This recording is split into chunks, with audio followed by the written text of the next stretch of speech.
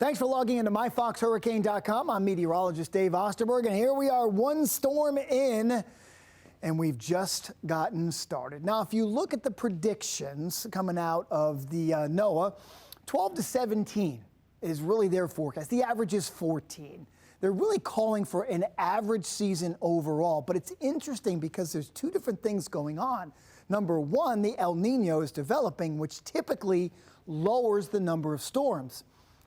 On the flip side, we've got well above average Atlantic Ocean temperatures, which includes the Gulf and the Caribbean as well, which would indicate a busier season. So you have completely different on either side of the coin, and it'll be interesting over the next few months to see how all this plays out. Of course, Arlene is done. We're done with the A storm, a very weak tropical storm, which fell apart this past weekend or so. But just kind of remind you, folks, you got to get ready because the hurricane season is here.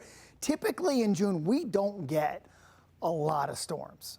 You may get one every other year or something like that. But if they're going to form, it's going to usually be in the Gulf of Mexico.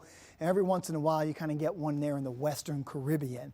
Now, with all that said, let's take a look at what we got going on now, which is next to nothing. And that's the way we like it. We're quiet over here in the Gulf and the Caribbean. Look at some of this drier air even working its way through the Atlantic. There's one area up by the Azores over here at the Hurricane Center right here. See a little spin, giving it like a 10% chance for development over the next week. Not concerned whatsoever. Even if it was, that would be pushing off toward the east. So quiet for the next several days, but thank you for checking in with us.